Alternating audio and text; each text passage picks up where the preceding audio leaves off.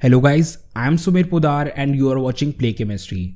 सो guys, आज हम organic chemistry का सबसे ज़्यादा इंपॉर्टेंट टॉपिक कवर करने जा रहे हैं and that is general organic chemistry.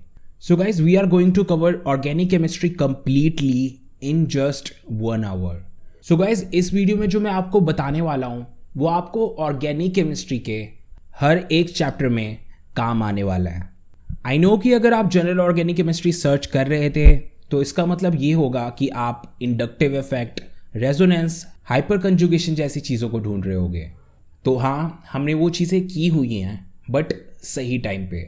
इस वीडियो में हमने हर चीज़ स्टेप बाय स्टेप सीक्वेंशली की है। So let's do general organic chemistry step by step. तो सबसे पहले हम स्टार्ट करेंगे ऑर्गेनिक रीएजेंट से। So what is organic reagents? So हमारे पास एक ऑर्गेनिक मॉलिक्यूल है, उसमें हम रीएजेंट डालते हैं और उस रीएजेंट के कारण हमें एक प्रोडक्ट मिलता है। So this is reagent. इसको हम ऑर्गेनिक रीएजेंट भी कहते हैं और इसे हम अटैकिंग रीएजेंट भी कहते हैं। इसे हम अटैकिंग रीएजेंट इसलिए कहते हैं because it is attacking on organic molecule. So this is also called attacking reagent. अब ऑर्गेनिक रीएजेंट दो टाइप के होते हैं, एक होता है इलेक्ट्रोफाइल, एक होता है न्यूक्लियोफाइल।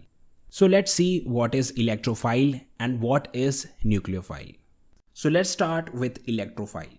तो सबसे पहले आता है इलेक्ट्रोफाइल। तो इलेक्ट्रोफाइल दो वर्ड से बना है, एक है इलेक्ट्रो और एक है फाइल। इलेक्ट्रो का मतलब होता है इलेक्ट्रॉन और फाइल का मतलब होता है lover. So electrophile is electron lover. Now let's understand electrophile completely. Electrophile में इलेक्ट्रॉन की कमी होती है और इलेक्ट्रॉन की कमी होने के कारण इसे हम कहेंगे इलेक्ट्रॉन डेफिशिएंट। इलेक्ट्रॉन की डेफिशिएंसी होने के कारण ये वहाँ पे अटैक करता है जहाँ पे इसे इलेक्ट्रॉन मिले। तो इलेक्ट्रोफाइल को जहाँ कहीं भी इलेक्ट्रॉन दिख जाए ये वहाँ पे अटैक करेगा। So this is electrophile, this is electron lover. अब इलेक्ट्रोफाइल के दो एग्जाम्पल हैं Cl+, CS3+। ये दोनों इलेक्ट्रोफाइल हैं, इन दोनों में इलेक्ट्रॉन की कमी है। So this is electrophile. अब इलेक्ट्रोफाइल दो टाइप्स के होते हैं, एक होता है पॉजिटिवली चार्ज इलेक्ट्रोफाइल और एक होता है neutral electrophile. So let's do positively charge electrophile first. So first one is positively charge electrophile. So positively charge electrophile को पहचानने का तरीका ये है कि उस पर पॉजिटिव चार्ज होगा। So let's see these electrophile CS3+, Cl+, Br+ and NO2+। तो इन सभी पे पॉजिटिव चार्ज लगा हुआ है। So these are positively charged electrophile. So let's do an example. अब हमें ये देखना है कि ये इलेक्ट्रॉन डेफिशिएंट है कि नहीं, क्योंकि अगर ये इलेक्ट्रॉन डेफिशिएंट होगा तभी इसे हम एक इलेक्ट्रोफाइल मानेंगे। सो let's see this one CS3+। तो सबसे पहले CS3+ को एक्सपैंड करके इस तरीके से ड्रॉ करो। So now you can see this CS3+ के पास 3 बॉन्ड्स हैं, यानी कि इस पे टोटल 6 इलेक्ट्रॉन्स हैं और कार्बन को स्टेबिलिटी के लिए टोटल 8 इलेक्ट्रॉन्स की ज़रूरत होती है, पर इस कार्बन पे सिर्फ 6 इलेक्ट्रॉन्स हैं, यानी कि ये कार्बन इलेक्ट्रॉन डेफिशिएंट हुआ। और अगर ये इलेक्ट्रॉन डेफिशिएंट हुआ तो इसे हम इलेक्ट्रोफाइल कहेंगे। सो CS3+ इज एन इलेक्ट्रोफाइल। और इसी तरह से यहाँ पे जितने भी इलेक्ट्रोफाइल हैं all of them are electron deficient. अब नेक्स्ट है neutral electrophile. So neutral electrophile के एग्जाम्पल्स हैं बोरोन ट्राइफ्लोराइड और carbon dioxide, BF3 and CO2। So neutral का क्या मतलब होता है? न्यूट्रल का मतलब होता है no charge. So neutral electrophile पे कोई भी चार्ज नहीं है। You can see boron hydride, you can see carbon dioxide, दोनों में चार्ज नहीं लगा हुआ है। So both of them are neutral electrophile, but अभी भी हमें से इलेक्ट्रोफाइल प्रूव करना है। So let's see carbon dioxide. अब इस कार्बन डाइऑक्साइड को एक्सपैंड करके देखो। सो एक्सपैंड करने पे ये कुछ इस तरीके से दिखेगा। सो इस कार्बन के अराउंड टोटल 4 बॉन्ड्स हैं, यानी कि इसके पास टोटल 8 इलेक्ट्रॉन्स हैं। तो इसका तो ये मतलब हुआ कि कार्बन टोटली स्टेबल है, इसका ऑक्टेट कंप्लीट है, इसके पास टोटल 8 इलेक्ट्रॉन्स हैं। So how is it an electrophile? तो फिर ये इलेक्ट्रोफाइल कैसे हुआ? कार्बन के दोनों साइड 2 ऑक्सीजन्स हैं and both of them are very electronegative. तो ऑक्सीजन कार्बन के इलेक्ट्रॉन्स को अपनी ओर खींचने लगेगा, जिस कारण से कार्बन पे इलेक्ट्रॉन की कमी आ जाएगी। So carbon will become electron deficient. So CO2 is an electrophile. अब बारी है बोरोन ट्राइफ्लोराइड की। तो ये है बोरोन ट्राइफ्लोराइड का स्ट्रक्चर। अब बोरोन के अराउंड टोटल 3 बॉन्ड्स हैं, यानी कि इसके पास 6 इलेक्ट्रॉन्स हैं। तो ये इलेक्ट्रॉन डेफिशिएंट हुआ। और साथ में है ये p ऑर्बिटल। ये p ऑर्बिटल वेकेंट है एंड इट नीड्स इलेक्ट्रॉन, तो again it is electron deficient. So boron trifluoride भी इलेक्ट्रॉन डेफिशिएंट है। So it is an electrophile. So अब हम इलेक्ट्रोफाइल को सम अप करते हैं। So electrophile is an electron loving species. इसमें इलेक्ट्रॉन की कमी होती है and it is very reactive. So this is our first reagent, electrophile. अब नेक्स्ट है nucleophile. So what is nucleophile? इसे हम इस एग्जाम्पल के साथ समझते हैं। तो न्यूक्लियोफाइल इलेक्ट्रोफाइल का कंप्लीट ऑपोजिट होता है। इलेक्ट्रोफाइल में इलेक्ट्रॉन्स की कमी होती थी और न्यूक्लियोफाइल में इलेक्ट्रॉन्स एक्सेस में होते हैं। So nucleophile is electron rich. So nucleophile के पास एक्सेस इलेक्ट्रॉन होता है and it wants to donate these excess electron. So इसलिए न्यूक्लियोफाइल को हम इलेक्ट्रॉन डोनर भी कहते हैं। सो न्यूक्लियोफाइल को पहचानने के 2 तरीके हैं। एक है लोन पेयर और दूसरा है नेगेटिव चार्ज। NH3 पे लोन पेयर है और OH नेगेटिव पे नेगेटिव चार्ज है, तो ये दोनों न्यूक्लियोफाइल हैं। Now let's see all type of nucleophile. तो न्यूक्लियोफाइल 3 टाइप के होते हैं, negatively charge nucleophile, neutral nucleophile and ambident nucleophile. So let's see each of them one by one.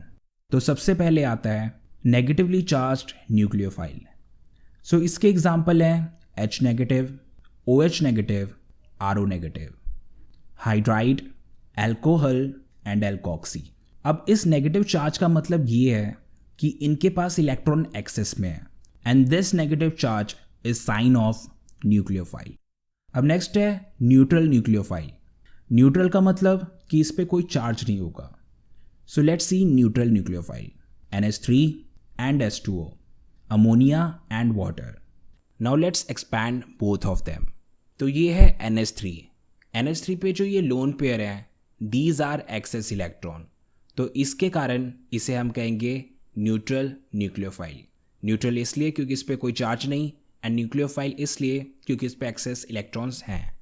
And water पे हमारे पास 2 लोन पेयर्स हैं and lone pair is a sign of nucleophile और again water पे कोई charge नहीं, so it is neutral nucleophile. अब इसी तरीके से ROH और RNH2 ये दोनों भी न्यूक्लियोफाइल हैं। सो ROH पे ये जो 2 डॉट्स ऊपर नीचे लगे हैं, दीज आर लोन पेयर। सो इस पे भी लोन पेयर प्रेजेंट है और दूसरे वाले पे भी लोन पेयर प्रेजेंट है। So both of them are nucleophile. So ये था हमारा न्यूट्रल न्यूक्लियोफाइल। अब नेक्स्ट है ambident nucleophile. So what is an ambident nucleophile? Normal nucleophile पे हमारे पास एक ही एटम पे लोन पेयर्स होते थे, पर इस न्यूक्लियोफाइल में एक लोन पेयर कार्बन पे है, एक लोन पेयर नाइट्रोजन पे है। तो ये न्यूक्लियोफाइल कार्बन से भी अटैक कर सकता है और नाइट्रोजन से भी अटैक कर सकता है। सो इसके पास 2 अटैकिंग साइट्स हैं। So this is cyanide and this is a special type of nucleophile और इसे हम कहते हैं एम्बीडेंट न्यूक्लियोफाइल। तो हमने न्यूक्लियोफाइल कर लिया। सो हमारे जितने भी रिएजेंट्स थे वो हो गए electrophile as well as nucleophile.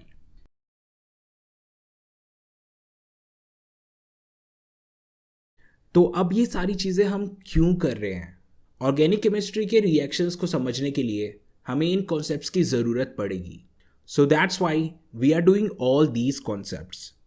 तो सबसे पहले हम देखते हैं एक नॉर्मल सा organic reaction. So this is our organic molecule और इस ऑर्गेनिक मॉलिक्यूल में हम रिएजेंट डालेंगे और उस रिएजेंट डालने के कारण हमें ये प्रोडक्ट मिलेगा। So this is a normal organic chemistry reaction. So reaction के बीचों बीच काफ़ी सारी ऐसी चीज़ें हो रही हैं जो हम इस रिएक्शन में मेंशन नहीं कर रहे हैं। सो इस चीज़ के लिए होता है मैकेनिज्म। सो मैकेनिज्म में हम हर वो स्टेप देखते हैं जिससे ये ऑर्गेनिक मॉलिक्यूल से ये प्रोडक्ट बना। So I am giving you an example of organic reaction mechanism. So ये है हमारा ऑर्गेनिक मॉलिक्यूल, इस पे हमने रिएजेंट डाला and we get reaction intermediate. So this is something which is made in between of the reaction. ये reaction के बीचों बीच बना, but this is not our final product. हमें फाइनली ये नहीं मिलने वाला. अब इस रिएक्शन इंटरमीडिएट में चेंजेस आएंगे जिसके कारण से हमें प्रोडक्ट मिलेगा. So this is now complete reaction. पहले ऑर्गेनिक मॉलिक्यूल से बना रिएक्शन इंटरमीडिएट, फिर रिएक्शन इंटरमीडिएट से बना product. So this is the complete reaction. So ये रिएक्शन इंटरमीडिएट है क्या? Reaction intermediate is something that is made in between of the reaction, जो रिएक्शन के बीचों बीच बने. और रिएक्शन इंटरमीडिएट की ये स्पेशलिटी होती है कि ये काफ़ी अनस्टेबल होता है. So let's see all type of reaction intermediates. तो सबसे पहला है कार्बोकेटायन, दूसरा है कार्बेनायन, तीसरा है फ्री रेडिकल, फोर्थ है कार्बीन और फिफ्थ है नाइट्रीन. So let's learn about each reaction intermediate step by step. So the first one is carbocation. तो कार्बोकेटायन का क्या मतलब हुआ? तो कार्बोकेटायन में दो वर्ड्स हैं, एक है कार्बो, एक है कैटायन. कार्बो मीन्स कार्बन और कैटायन मीन्स पॉजिटिव चार्ज. सो कार्बोकेटायन में हमारे पास एक कार्बन होता है जिस पे पॉजिटिव चार्ज होता है. So let's look at this example. So this is CH3CH2Cl. अब हम इसे ब्रेक करेंगे. We know that Cl is more electronegative than carbon. तो क्लोरीन इस बॉन्ड के दोनों इलेक्ट्रॉन अपनी ओर ले जाएगा. तो इस कारण से क्लोरीन पे नेगेटिव चार्ज आ गया और कार्बन पे पॉजिटिव चार्ज आ गया. So finally we get this compound CH3CH2+. अब ये जो CH3CH2+ है ये है carbon with a positive charge. So this is carbocation. So इसी तरह से ये भी कार्बोकेटायन है, सभी पे कार्बन पे पॉजिटिव चार्ज है. So all of these are carbocation. अब चलते हैं हम दूसरे रिएक्शन इंटरमीडिएट पे एंड दैट इज कार्बेनायन. तो कार्बेनायन दो वर्ड से बना है, एक है कार्ब और एक एनायन. कार्ब मीन्स कार्बन और anion means negative charge. So carbanion is a species जिसमें कार्बन के साथ नेगेटिव चार्ज हो. So let's see this compound. So CH3CH2 negative, ये हुआ एक कार्बेनायन. सो इसी तरीके से ये सारे भी कार्बेनायन हुए बिकॉज इसमें कार्बन के साथ नेगेटिव चार्ज लगा हुआ है. So this is carbanion. अब नेक्स्ट है फ्री रेडिकल. फ्री रेडिकल हम ऐसे स्पीशीज को कहते हैं जिसपे एक अनपेयर्ड इलेक्ट्रॉन हो. सो दिस इज एन एलिमेंट और इस पे सिर्फ एक इलेक्ट्रॉन लगा है. सो एक इलेक्ट्रॉन का मतलब ये हुआ कि ये वाला इलेक्ट्रॉन अनपेयर्ड है. So this is a free radical. Now let's look at this compound. So this is a chlorine. UV light के प्रेजेंस पे ये स्प्लिट होगा. अब ये कैसे स्प्लिट होगा? ये स्प्लिट होगा होमोलिटिकली. इसका मतलब ये बराबरी से स्प्लिट होगा. तो इस बॉन्ड का मतलब हुआ इसमें दो इलेक्ट्रॉन है और दो इलेक्ट्रॉन में से एक इलेक्ट्रॉन जाएगा इस क्लोरीन पे और दूसरा इलेक्ट्रॉन जाएगा इस क्लोरीन पे. So finally we get this. We get two chlorine free radical. So दोनों क्लोरीन पे एक एक इलेक्ट्रॉन है. So this is a free radical. इसी तरीके से ये सारे कंपाउंड्स भी फ्री रेडिकल होंगे. सो दिस इज फ्री रेडिकल. अब चलते हैं हम फोर्थ रिएक्शन इंटरमीडिएट पे and this is carbene. So carbene में हमारे पास एक कार्बन होता है और उस पर दो इलेक्ट्रॉन्स होते हैं. So this is a carbon with a lone pair. तो इस टाइप के स्पीशीज को हम कहते हैं कार्बीन. नाउ लेट्स सी कि ये कैसे बनता है. So we have a compound CH2N2. अब जब ये स्प्लिट होगा तो इसमें से नाइट्रोजन रिलीज हो जाएगा. So we will get CH2 and N2. So ये वाला कंपाउंड है carbene. So we get a carbene from this compound. अब चलते हैं हम नेक्स्ट कंपाउंड की ओर and this is nitrene. So let's look at these two example. So nitrene में हमारे पास दो लोन पेयर होते हैं और एक बॉन्डेड पेयर होता है. Now let's look at this one. तो इसमें एक पार्ट CH3 के साथ बॉन्डेड है और बाकी बचा दो lone pair. So this is also a nitrene. So these are reaction intermediates और ये रिएक्शन के बीचों बीच बनते हैं and they are very unstable and reactive. तो जब हम रिएक्शन करेंगे then you will observe that. तो अभी तक हमने रिएजेंट्स कर लिए हैं और हमने रिएक्शन इंटरमीडिएट्स भी कर लिए हैं. अब बारी है इस ऑर्गेनिक मॉलिक्यूल को ऑब्जर्व करने की. So this is the time to understand electronic effects. उससे हमें पता लगेगा कि रिएजेंट कहाँ पे अटैक करेगा, क्यों अटैक करेगा. So let's do electronic effect and understand it step by step. So this is a compound. Electronic effect के बाद मुझे ये पता चला कि यहाँ पे इलेक्ट्रॉन डेंसिटी हाई होगी और यहाँ पे इलेक्ट्रॉन डेंसिटी लो होगी. तो जहाँ पे इलेक्ट्रॉन डेंसिटी हाई होगी वहाँ पे मैं डालूंगा नेगेटिव चार्ज, और जहाँ पे इलेक्ट्रॉन डेंसिटी लो होगी वहाँ पे मैं डालूंगा पॉजिटिव चार्ज. अब हमारे पास दो रिएजेंट है, एक है इलेक्ट्रोफाइल और एक है न्यूक्लियोफाइल. तो हमें ये पता है कि positive and negative attract each other. तो इस कारण से ये इलेक्ट्रोफाइल उस पार्ट पे जाएगा जिस पे नेगेटिव चार्ज है और न्यूक्लियोफाइल उस पार्ट पे जाएगा जिस पे पॉजिटिव चार्ज है. So this is the benefit of electronic effect. तो हमारे पास बेसिकली ये चार इलेक्ट्रॉनिक इफेक्ट्स होते हैं. First one is inductive effect, second is resonance, third is hyperconjugation and fourth is electromeric effect. So let's do all of them one by one. तो सबसे पहला electronic effect है inductive effect.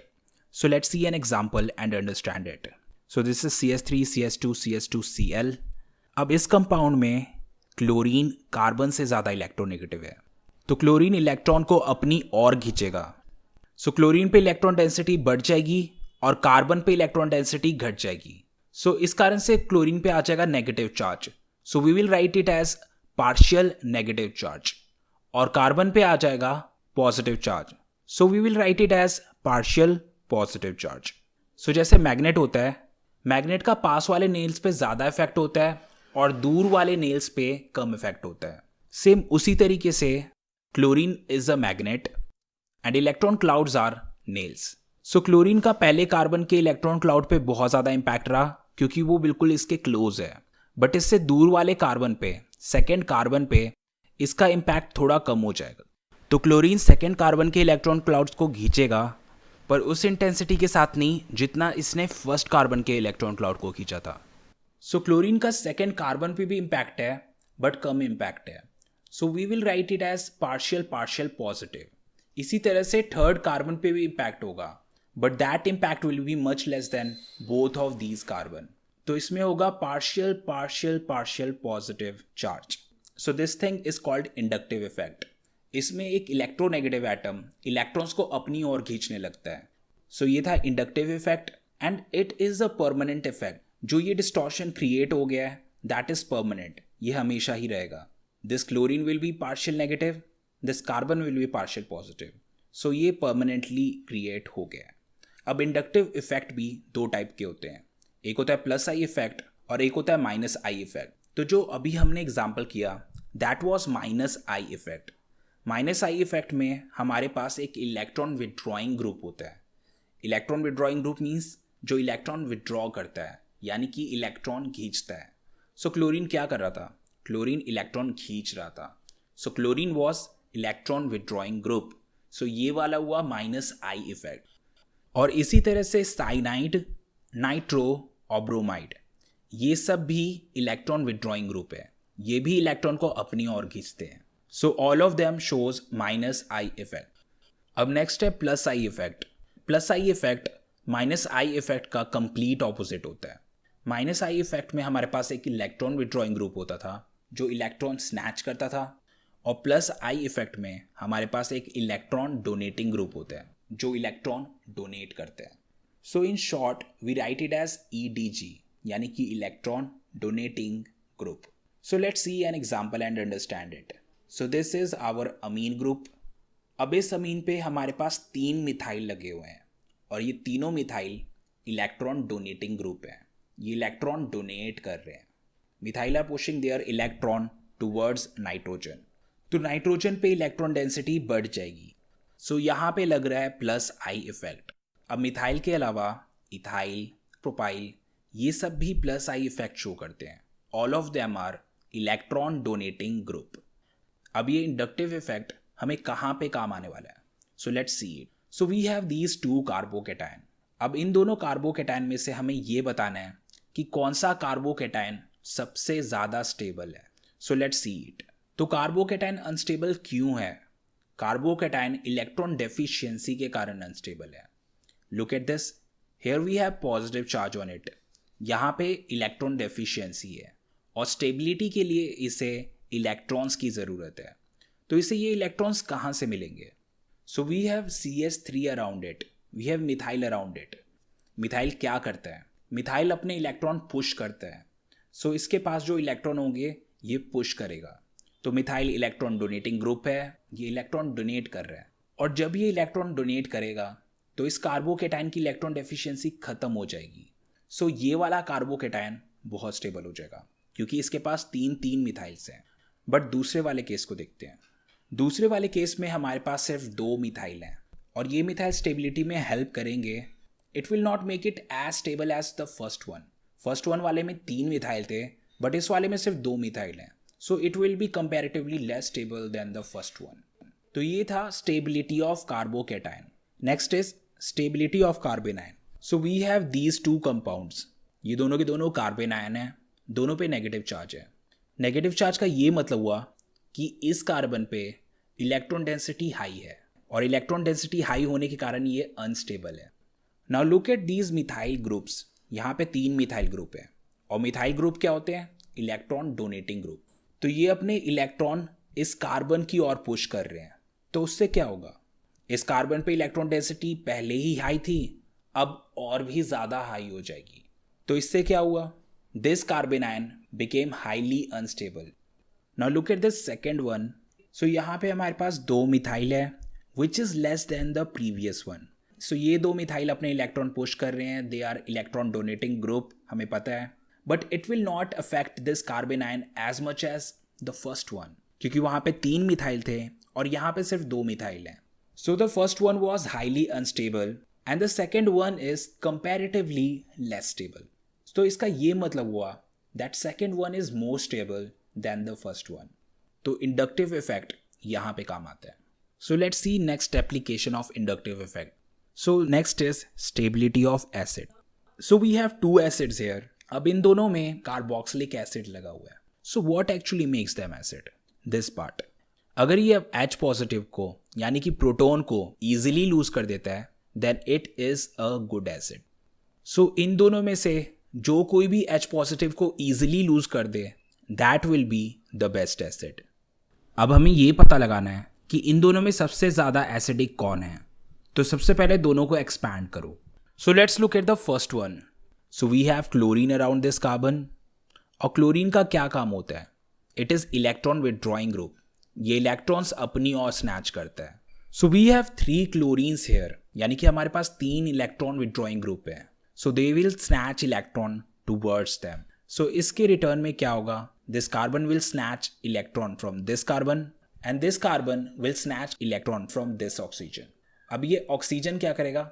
This oxygen will snatch electrons from this hydrogen और इस कारण से ये दोनों इलेक्ट्रॉन चले जाएंगे ऑक्सीजन की ओर और हाइड्रोजन के पास इलेक्ट्रॉन बचेगा नहीं and this H will leave as H positive. So 3 chlorine के कारण इसमें इतनी इलेक्ट्रॉन डेफिशिएंसी क्रिएट होगी कि H पॉजिटिव इस कंपाउंड को छोड़ देगा। सो this compound is very acidic. अब हम चलते हैं नेक्स्ट कंपाउंड पे। सो इस कंपाउंड में हमारे पास 2 क्लोरीन। तो ये 2 क्लोरीन भी इलेक्ट्रॉन डेफिशिएंसी क्रिएट करेंगे but not more than the previous one. So yes H positive will leave this compound but it will not be as acidic as the previous one.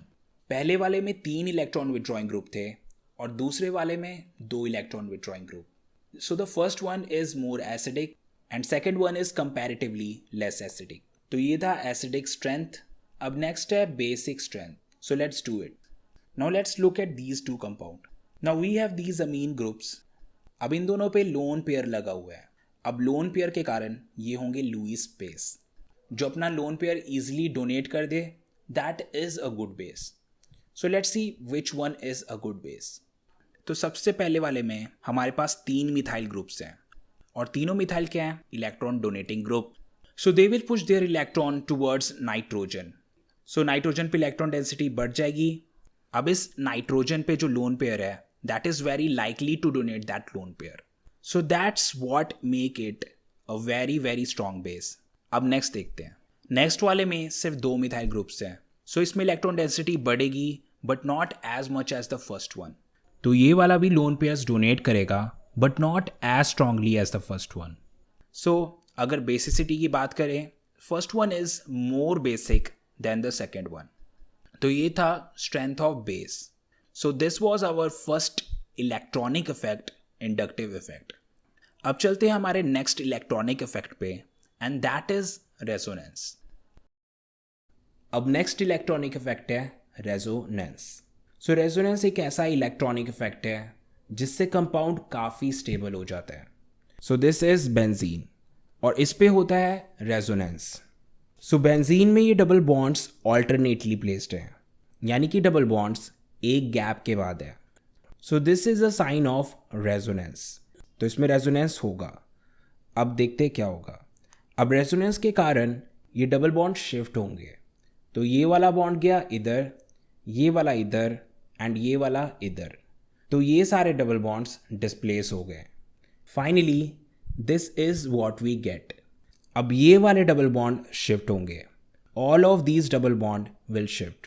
So double bond shift होने के बाद we will get this structure once again. तो यही change चलता रहेगा. This structure will convert into this structure, and this structure will convert into this structure. So this is resonance. Resonance is a sign of stability. ये जिस भी compound में होता है वो काफ़ी स्टेबल हो जाता है. अब रेजोनेंस के लिए एक चीज़ बहुत ज़रूरी होती है, एंड दैट इज़ कंजुगेशन. अगर कंजुगेशन होगा सिर्फ और सिर्फ तभी रेजोनेंस होगा. So let's look at all type of conjugation. So these are all type of conjugation. तो पहला है डबल बॉन्ड, फिर सिंगल बॉन्ड, फिर डबल बॉन्ड. तो ये डबल बॉन्ड्स ऑल्टरनेटली प्लेस्ड हैं. So this is a sign of conjugation. और अगर कंजुगेशन होगा तो रेजोनेंस होगा. जैसा कि हमने पिछले एग्जाम्पल में भी देखा था, उसमें इस टाइप का कंजुगेशन था. अब डबल बॉन्ड को हम कहते हैं pi bond. So this is also called pi pi conjugation. अब नेक्स्ट है पी पाई कंजुगेशन. तो इसमें आप नोटिस कर सकते हो हमारे पास एक डबल बॉन्ड है और एक बॉन्ड के बाद हमारे पास लोन पेयर है. तो अगर हमें ऐसा स्ट्रक्चर मिले तो रेजोनेंस होगा. तो इस डबल बॉन्ड को कहेंगे pi bond, and this lone pair is a sign of p orbital. So this is p pi conjugation. अब नेक्स्ट है ये वाला कंजुगेशन. अब यहाँ पे एक डबल बॉन्ड है और एक बॉन्ड के बाद हमारे पास पॉजिटिव चार्ज है. सो अगर ये होगा तो रेजोनेंस होगा. So these are all type of conjugation. अगर ये होंगे सिर्फ और सिर्फ तभी रेजोनेंस होगा, वरना नहीं होगा. तो रेजोनेंस के लिए कंजुगेशन ज़रूरी है. कंजुगेशन नहीं होगा तो रेजोनेंस नहीं होगा. Now look at this compound. इसमें पहले डबल बॉन्ड है, फिर सिंगल बॉन्ड, फिर दोबारा सिंगल बॉन्ड, और फिर बाद में double bond. So this compound is not in conjugation. Conjugation के लिए डबल बॉन्ड ऑल्टरनेटली प्लेस्ड होना चाहिए, पर यहाँ पे डबल बॉन्ड ऑल्टरनेटली नहीं है. So this is not in conjugation, यानी कि इस पे रेजोनेंस नहीं होगा. Now next electronic effect. So let's do hyper conjugation. तो हाइपर कंजुगेशन क्या है? So let's do an example and understand it. So this is propene. अब इस प्रोपीन में हमारे पास एक डबल बॉन्ड है. So this is double bond, और डबल बॉन्ड के बाद इस वाले कार्बन को हम अल्फा कार्बन कहेंगे. और अल्फा कार्बन पे ये जो हाइड्रोजन्स लगे हैं, these hydrogens are called alpha hydrogens. So जैसे डबल बॉन्ड और डबल बॉन्ड में कंजुगेशन होता था, सो उसी तरीके से अल्फा कार्बन और अल्फा हाइड्रोजन के बीच में ये जो बॉन्ड है और ये जो डबल बॉन्ड है, इन दोनों के बीच में कंजुगेशन होगा. So hyperconjugation is also a type of resonance. So let's do it step by step. So ये अल्फा कार्बन और अल्फा हाइड्रोजन के बीच में जो बॉन्ड है, इसे इधर शिफ्ट कर दो. सो हमने शिफ्ट कर दिया. अब क्या हुआ? अब इस कार्बन पे टोटल 5 बॉन्ड्स हो गए हैं. सो इसमें इलेक्ट्रॉन डेंसिटी बहुत ज़्यादा हाई हो गई है. तो क्या होगा? So this double bond will shift here. इस डबल बॉन्ड में से जो ये एक बॉन्ड है, उसमें से 2 इलेक्ट्रॉन इधर शिफ्ट हो जाएंगे. तो अब फाइनली ये बैलेंस हो गया. So this is finally what we get. So this compound will turn into this compound, and this compound will turn back into this compound. तो यही वाला चेंज चलता रहेगा. Both of them will interconvert into each other. So this is hyperconjugation. पर अब notice करने वाली बात यह है कि अल्फा कार्बन और अल्फा हाइड्रोजन के बीच में अब कोई बॉन्ड एग्जिस्ट करता ही नहीं है. So that's why it is also called bondless resonance. इसमें रेजोनेंस हो रहा है बट रेजोनेंस के टाइम में एक बॉन्ड गायब ही हो गया।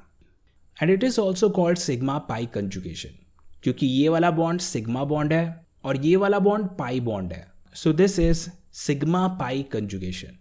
क्वेश्चन ये आता है कि बॉन्ड ना होते हुए भी ये दोनों कैसे कनेक्टेड है। भले ही इन दोनों के बीच में से इलेक्ट्रॉन निकल गया हो, बट फिर भी इन दोनों के बीच में ओवरलैपिंग अभी भी एग्जिस्ट करती है। So that's why both of them are connected. इसमें से सिर्फ इलेक्ट्रॉन डीलोकलाइज हो गया है, बट ओवरलैपिंग अभी भी एग्जिस्ट करती है। जिस कंपाउंड में हाइपर कंजुगेशन होता है वो कंपाउंड काफ़ी स्टेबल हो जाता है। So hyperconjugation is a sign of stability.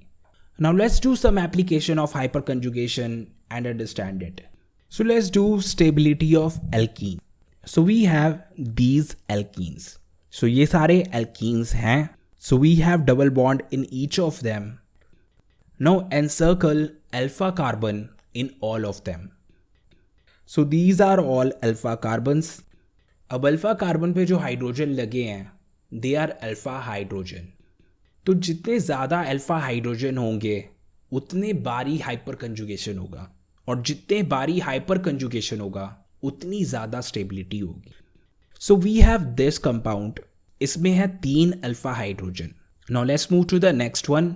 इसमें हमारे पास 3 अल्फा हाइड्रोजन इधर और 3 अल्फा हाइड्रोजन है इधर, तो इसमें है टोटल 6 अल्फा हाइड्रोजन। अब इस कंपाउंड की बारी। We have 3 alpha hydrogen here and 3 alpha hydrogen here and 3 alpha hydrogen here. So यहाँ पे हमारे पास total 9 alpha hydrogens. Now last one. इस वाले में हमारे पास 6 अल्फा हाइड्रोजन इधर है और 6 अल्फा हाइड्रोजन इधर है। So we have total 12 alpha hydrogen in it. तो जितने ज़्यादा अल्फा हाइड्रोजन होंगे उतनी ज़्यादा स्टेबिलिटी होगी। So let's number each of them, first, second, third and fourth.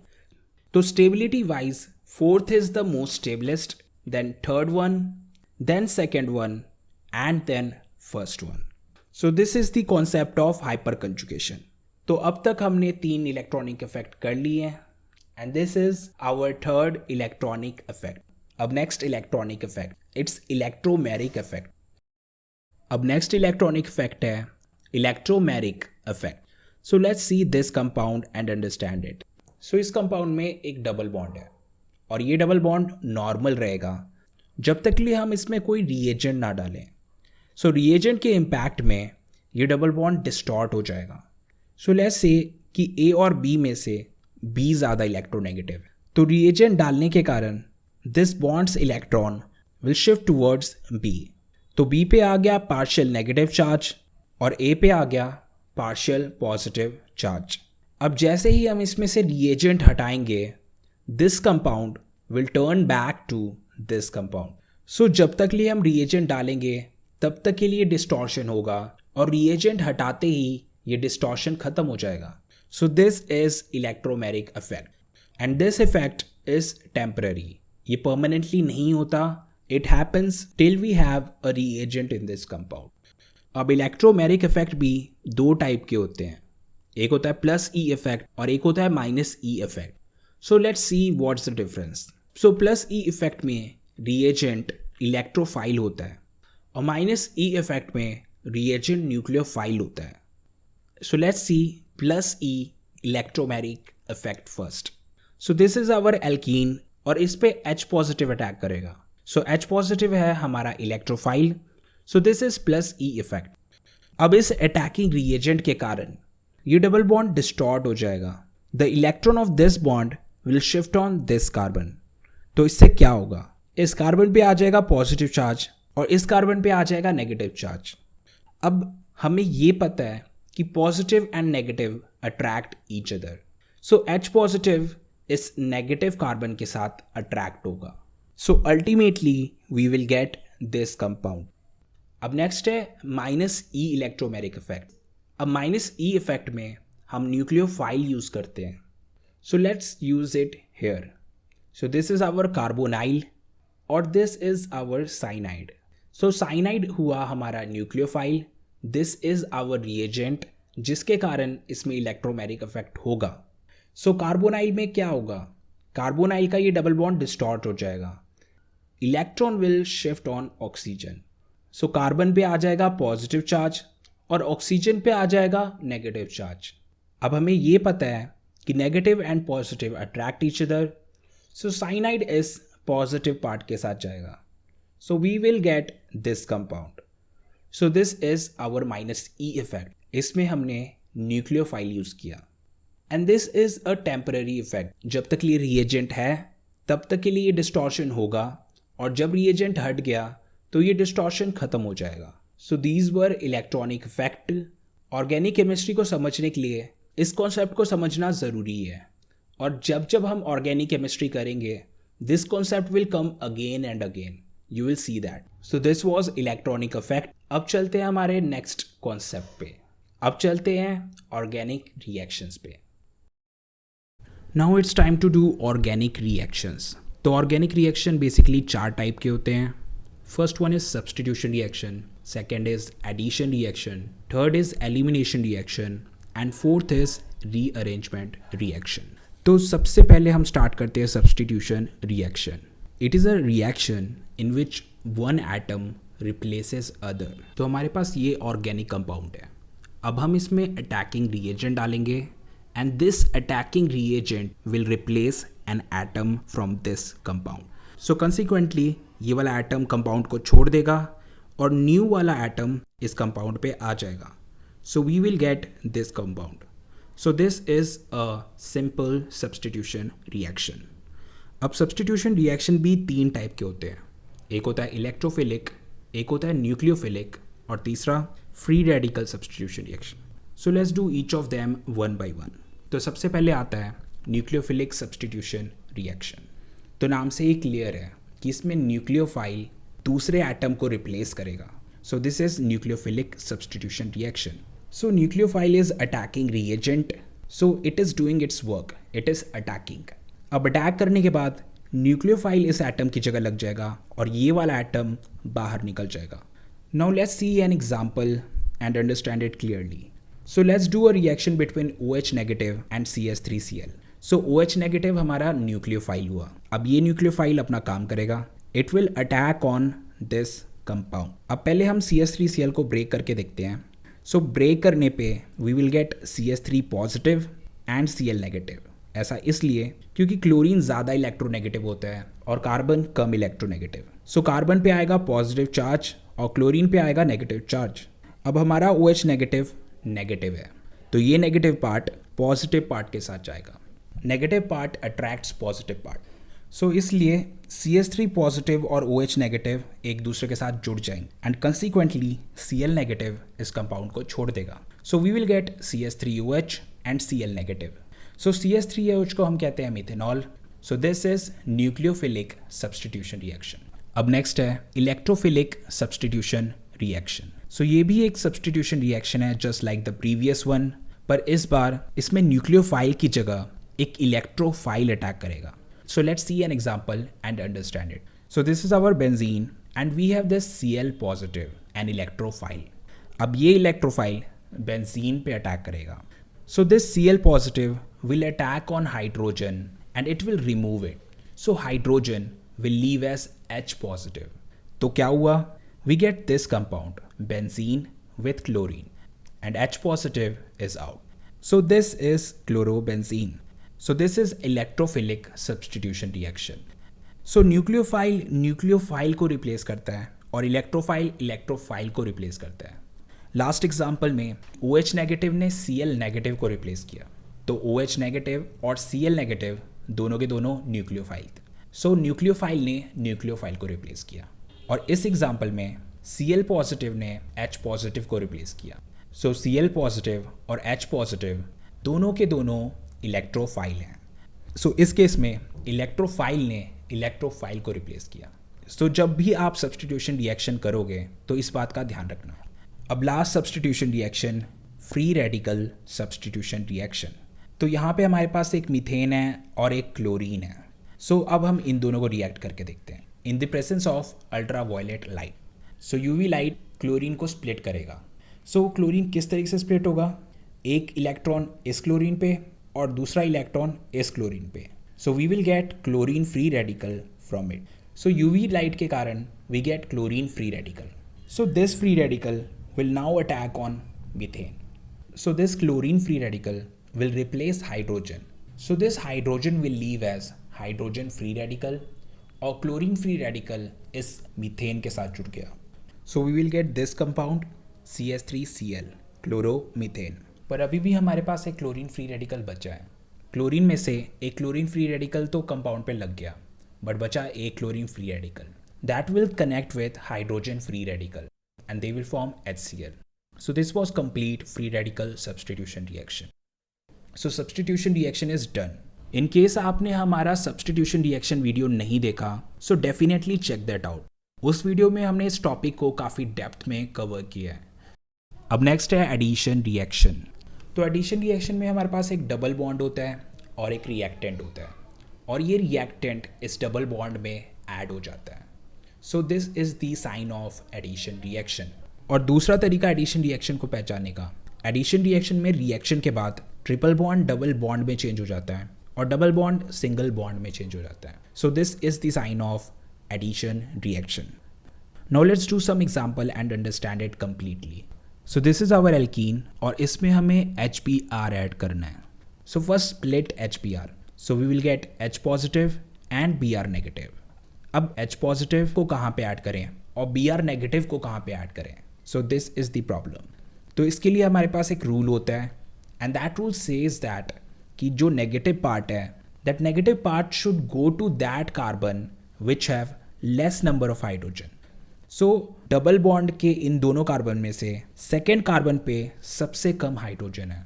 सो इसका मतलब ये हुआ कि ये Br नेगेटिव इस कार्बन पे जाएगा. सो Br नेगेटिव गया इधर एंड हाइड्रोजन गया थर्ड कार्बन पे. So we get this compound. तो इसमें डबल बॉन्ड सिंगल बॉन्ड में कन्वर्ट हो गया और इसमें HBr ऐड हो गया. So this is an addition reaction. So guys we have done addition reaction in greater details in our previous video. हमने उसमें ये रिएक्शंस भी किए हैं और उसमें मैकेनिज्म भी किया है. We have done that completely. So definitely check that out. Now next addition reaction example. Again same reaction, propene and HBr. तो इन दोनों को रिएक्ट कराना है, पर इस बार डिफरेंट ये है कि इसमें हमें पेरोक्साइड डालना है और पेरोक्साइड डालने के कारण इसमें सब कुछ उल्टा हो जाएगा. लास्ट टाइम Br नेगेटिव उस कार्बन पे गया था जिस पे हाइड्रोजन कम है. इस बार Br नेगेटिव उस कार्बन पे जाएगा जिस पे हाइड्रोजन ज़्यादा है. So Br negative will add here and H positive will add here. So finally we will get this compound. So this is completely opposite of what happened last time. So it is because of peroxide. So this is also an addition reaction. Now next example. Now look at this part. This is carbonyl. अब आप ये notice करोगे कि अभी तक हमने जो भी एडिशन रिएक्शन किए थे वो एल्कीन पे किए थे, पर इस बार हम कार्बोनाइल पे एडिशन रिएक्शन करने वाले हैं. तो कार्बोनाइल पे भी एक डबल बॉन्ड है, सो इस पे भी एडिशन रिएक्शन हो सकता है. So let's do addition reaction on carbonyl group. So this is carbonyl और इस पे हमें HCN ऐड करना है. So split HCN and we will get H positive and Cn negative. Now look at this CO part. Oxygen is electronegative than carbon. तो क्या होगा, इस बॉन्ड के दोनों इलेक्ट्रॉन ऑक्सीजन की ओर चले जाएंगे एंड कार्बन इलेक्ट्रॉन डेफिशिएंट हो जाएगा. सो इस कारण क्या हुआ, so carbon became positive and oxygen became negative. अब नेगेटिव के साथ पॉजिटिव अट्रैक्ट होता है, so cyanide will go towards C positive and H positive will go toward O negative. So we get this compound. तो इसमें भी addition reaction हुआ. तो एडिशन रिएक्शन होता है डबल ट्रिपल बॉन्ड पे, जैसे कि एल्कीन एल्काइन और carbonyl group. So addition reaction को हमने काफ़ी डिटेल में एक सेपरेट वीडियो में कवर किया है. So definitely check that out. अब नेक्स्ट है elimination reaction. Elimination reaction is kind of opposite of addition reaction. Addition reaction में हम ऐड करते थे और एलिमिनेशन रिएक्शन में हम एलिमिनेट करते हैं. सो एडिशन रिएक्शन में डबल बॉन्ड सिंगल बॉन्ड में कन्वर्ट होता था, एलिमिनेशन रिएक्शन में सिंगल बॉन्ड डबल बॉन्ड में कन्वर्ट होता. So this is our compound bromobutane. अब इसमें हमें एलिमिनेशन रिएक्शन करना है.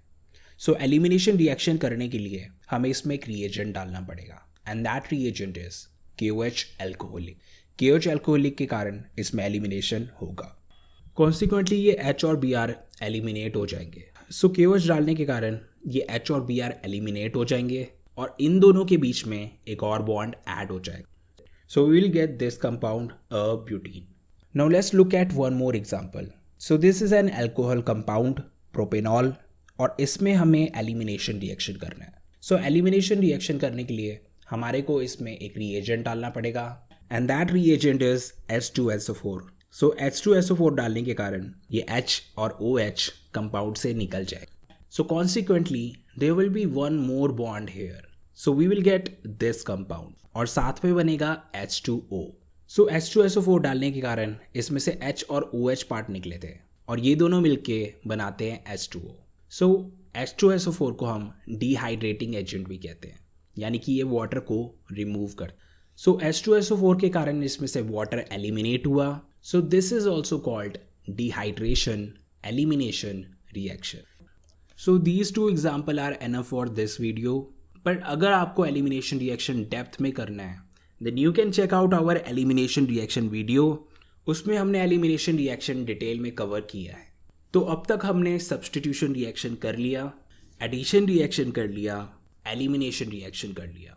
Now let's look at another reaction, rearrangement reaction. तो रीअरेंजमेंट का आपको मतलब पता होगा. सो रीअरेंजमेंट का मतलब होता है रीअरेंज करना, यानी कि दोबारा अरेंज करना. So let's look at this example. So this is a primary carbocation और इसमें rearrangement reaction होगा. So this is a methyl. अगर इस मिथाइल को हम rearrange करें so ये मिथाइल चले जाएगा इधर. So we will get this. Methyl को शिफ्ट करने पे अब इस कार्बन पे इलेक्ट्रॉन डेफिशिएंसी क्रिएट होगी एंड इस कार्बन पे इलेक्ट्रॉन डेफिशिएंसी खत्म हो गई. So now we get positive charge here. सो इस रिएक्शन में हुआ रीअरेंजमेंट रिएक्शन.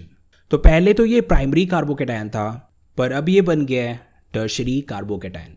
अब क्योंकि कार्बोकेटायन स्टेबल होना चाहता है so it will spontaneously change into tertiary carbocation. So इस रिएक्शन में हमें कोई रिएजेंट डालने की ज़रूरत नहीं है. Methyl shift will happen automatically so that this primary carbocation changes into tertiary carbocation. So इसमें जो रीअरेंजमेंट रिएक्शन हुआ है दैट हैपेंड spontaneously. अब next rearrangement reaction. So this is butane और इसमें हमें रीअरेंजमेंट रिएक्शन करना है. So this is not a carbocation, this is a normal organic compound. तो इसमें रीअरेंजमेंट रिएक्शन अपने आप नहीं होगा. We need to put some reagent so that इसमें रीअरेंजमेंट रिएक्शन हो. तो इसमें हमने डाला AlCl3. सो AlCl3 डालने के कारण इसमें मिथाइल शिफ्ट होगा. अब ये वाला मिथाइल सेकेंड कार्बन पे शिफ्ट हो जाएगा. So we will get this compound. तो इसमें रीअरेंजमेंट रिएक्शन हो गया and we get 2 methyl propane. अब इस रिएक्शन को हम आइसोमराइजेशन रिएक्शन भी कहते हैं. अब ऐसा क्यों? Because these two are isomers. Both of them have same molecular formula but different structure. So their formula is C4H10. इसका भी C4H10 एंड इसका भी C4H10. सो इसको हम आइसोमराइजेशन रिएक्शन भी कहते हैं. So rearrangement reaction is done. So we have done all of the organic reactions completely. So जितने भी ऑर्गेनिक केमिस्ट्री में आपको रिएक्शंस मिलेंगे वो इन्हीं चारों में से कोई एक होंगे. सो अब आप ऑर्गेनिक केमिस्ट्री के जितने भी रिएक्शंस करोगे उसमें आप इस बात को नोटिस करना. बाय द वे, अगर आपको आइसोमेरिज्म डिटेल में करना है then you can watch our this video. We have done isomerism completely in that video. So this is everything A to Z you need to know about organic chemistry. Guys, organic chemistry starts from this video. If you make these concepts strong, you will definitely understand entire organic chemistry. So that's why we took so much time to understand this concept. आने वाले जितने भी organic chemistry video हैं सभी में इस concept की ज़रूरत पड़ेगी. So guys, this is basics of organic chemistry. So if you like this video then like, comment and share. Don't forget to subscribe and press the bell icon. So I'm Sumir Podar and you are watching Play Chemistry.